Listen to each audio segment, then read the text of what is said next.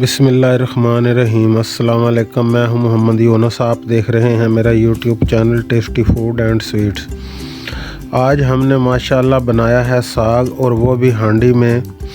तो साग आप सबको पता है सर्दियों की सौगात होती है, और साग को अगर हांडी में बनाया जाए तो फिर क्या ही बात है, और हांडी भी कच्ची हो।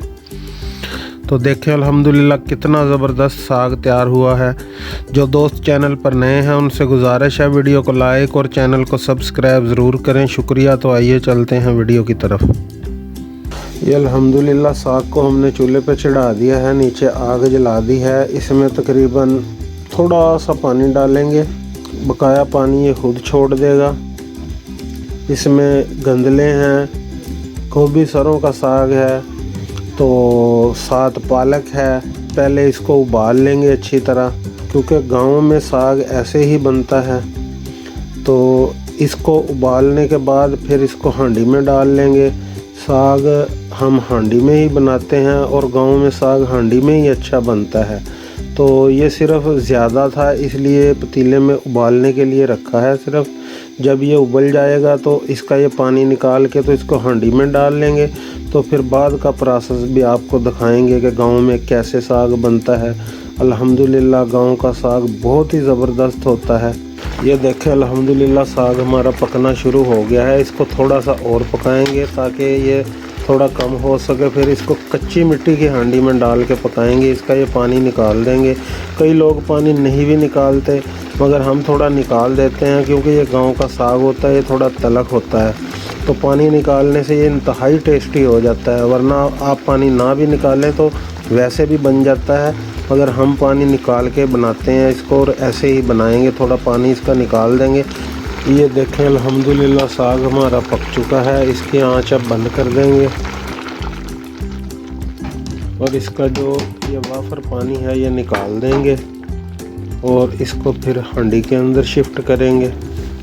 ये देखें अल्हम्दुलिल्लाह हांडी हमने रख ली है। ये रोगनी हांडी नहीं, बिल्कुल कच्ची मिट्टी की हांडी है। अब जो बकाया साग का प्रोसेस है इस हांडी में बनेगा, और इसी में ही इसकी लज़्ज़त होती है, और इसमें ये इंतहाई टेस्टी बनता है। कई लोग रोगनी हांडी में भी बनाते हैं, तो रोगनी हांडी वाला साग तो बर्तन वाला साग ही हो जाता है। बर्तन में उससे अच्छा बना लें। तो साग जो कच्ची हांडी में बनता है मज़ा उसी का ही आता है। तो अल्हम्दुलिल्लाह साग हमारा पक रहा है। अब इसमें जो चीज़ें शामिल होंगी, ये सब्ज़ मिर्च है, ये हाफ़ केजी है। इस साग में हम जो गांव में बनाते हैं इसमें सुरख मिर्च हम बिल्कुल भी इस्तेमाल नहीं करते, इसमें टोटल सब्ज़ मिर्च ही डालते हैं। तो ये हाफ़ केजी सब्ज़ मिर्च है। इसमें ये ऊपर अदरक और लहसुन है कुटा हुआ। ये साथ है ये सब्ज़ प्याज की जो भूंके होती हैं वो हैं। इसमें सोया है, पंजाबी में हम इसे सोया बोलते हैं। आप क्या बोलते हैं कमेंट में ज़रूर बताना। और साथ सब्ज़ धनिया है। ये तीनों चीज़ें इकट्ठी करके काट ली हैं। अब ये सारी चीज़ें साग के अंदर शामिल करेंगे। तो अल्हम्दुलिल्लाह ये साग पक रहा है। अब इसके अंदर ये सब्ज़ मिर्च, अदरक, लहसुन जो हमने कूटा हुआ था ये शामिल कर देंगे।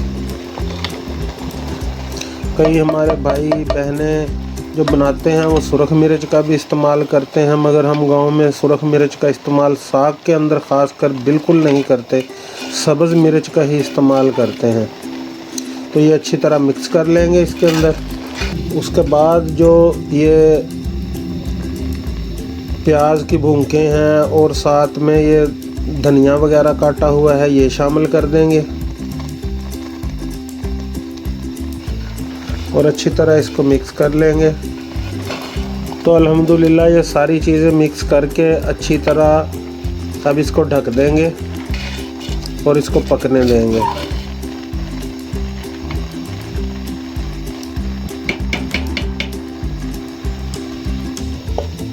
ये अल्हम्दुलिल्लाह तकरीबन 7 से 8 मिनट हो गए हैं पकते हुए। अब ढक्कन उठाएंगे और इसमें शामिल करेंगे नमक। नमक आप अपने ज़रूरत के हिसाब से शामिल कर सकते हैं।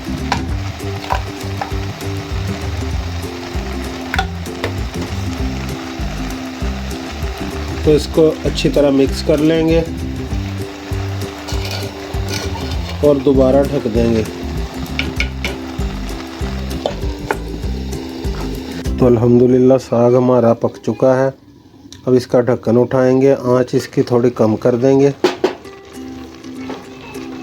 अब इसको घोटेंगे अच्छी तरह कि ये इतना ज़्यादा इसको घोटेंगे कि ये बिल्कुल मलाई की तरह हो जाएगा।